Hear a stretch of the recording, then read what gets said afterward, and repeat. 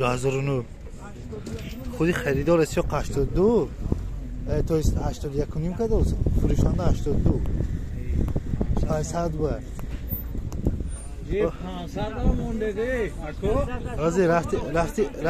رفتی وایش دوست رفتی سودو که 500 با رازنیتسا فروشنده 82 میگه سالش 2009 پورتر سر 126 خریدار 81 کنیم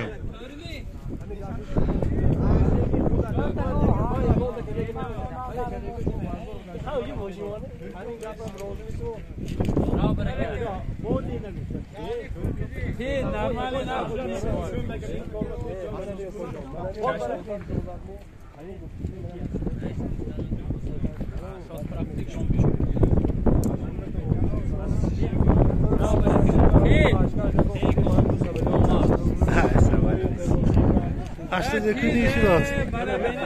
من 2009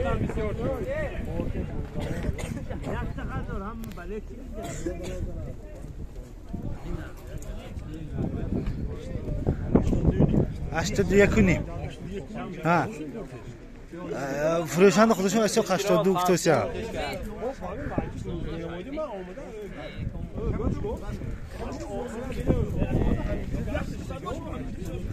دازور نیده شف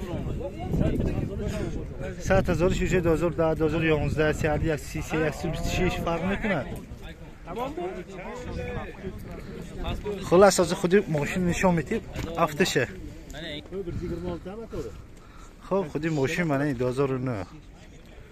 اخیراش اصلا 81 نیم شد می 82 شد می هم 500 با دبایت کردن اخیراش من 82 برا 82 و 2009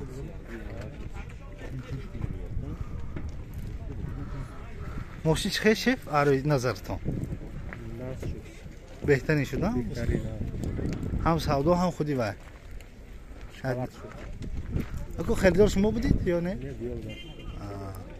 هم ده همه یا پروسه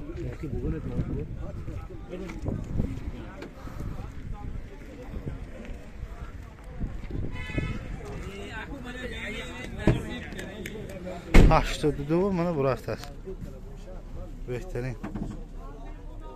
اسمالیکش هم هست اباگرش دیدنی هست 82 برافت است همون بروری چه فهمم همه وای نه ماشین با میشد ما خولش بود کنه میواس هورمونی کرده اونین هوردیم بونکی کوپرو من دو الکتریکی سنسور پرکچات با کیمیکال پرابک 306 تا نشون دوست نمودوی کانسر ویش هست کانسر داره اسپانیکش هم هست اسپانیکش هم هست همین 82 برافت